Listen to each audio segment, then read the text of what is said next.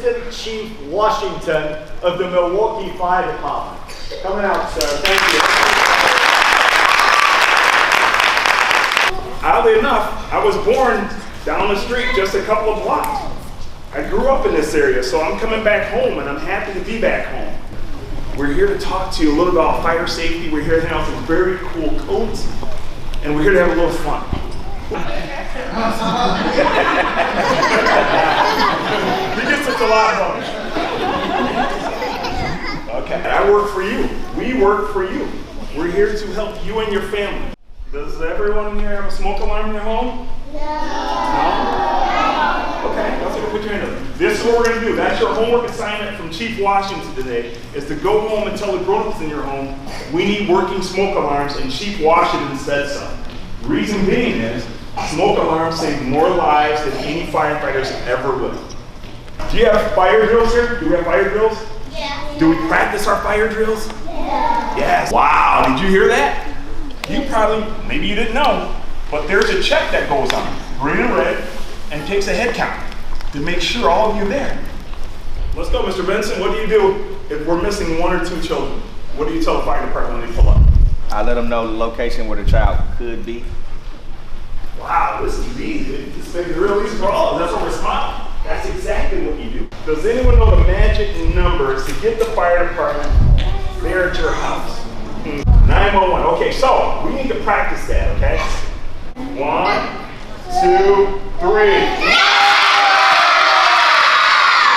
One more volunteer, a special volunteer to help me. And you're all very special.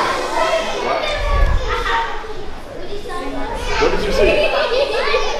Oh, well, this special person, or I should say person, special volunteer is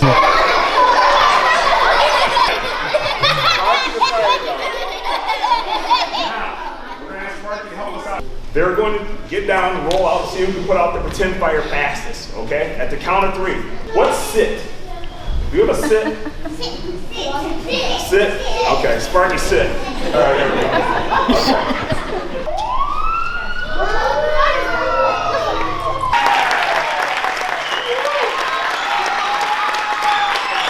We're going to do something special because you've been such a great group.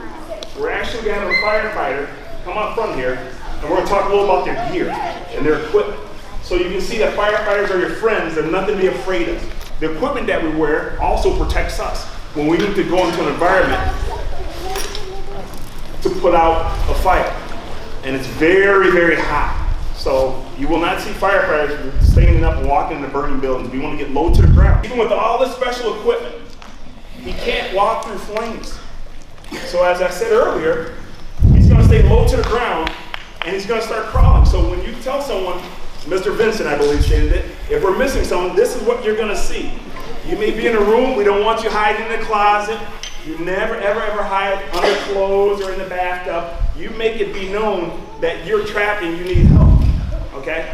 If you're outside of the burning building, you never, ever, ever go back in. That goes for grown-ups as well. But you're a hero, like Mr. Vincent said, if you tell the firefighters here where the person was last. My mom was upstairs in the back of the house. That's where these firefighters are going to start their search.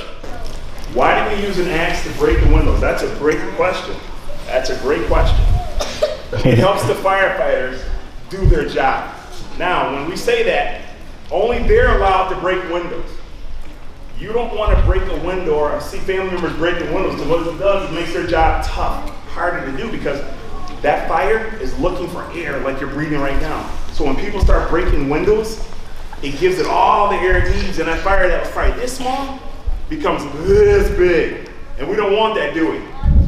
No. So that's why firefighters, they're allowed to do it because they work as teams. They do it to help the team member out. Back in June, some of you probably didn't realize this, the firefighters and fire cadets were out collecting money with boots. They're out there, you remember? In June, to buy coats for winter. Think about that, was a long time ago. But they're out there doing it because they truly care about you and make sure you're protected. Our goal was $90,000, and we exceeded $112,000. So that's a lot of things. Every cent that was raised here stayed right here in the city to buy these coats.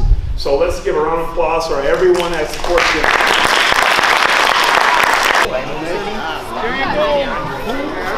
Can you give me a high five? That's so strong. Struggling with it. There we go. That did it. Oh, look at it. Yes, let's turn around. All right. Let's walk the catwalk. Let's walk the catwalk. All right. This is yours. All right. Please. You got yours. Thank you. Thank you. Thank you. Thank you very much for having us.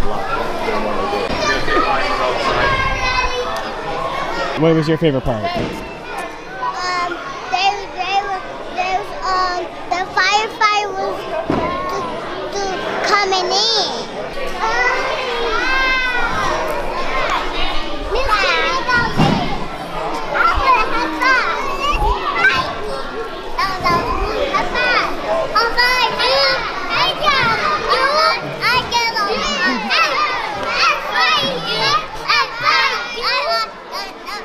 I feel really awesome about the donations. It fit in really well with our character theme for November, which is gratitude. So it was great that the students actually got to say thank you in person for all the wonderful coats that they'll be wearing.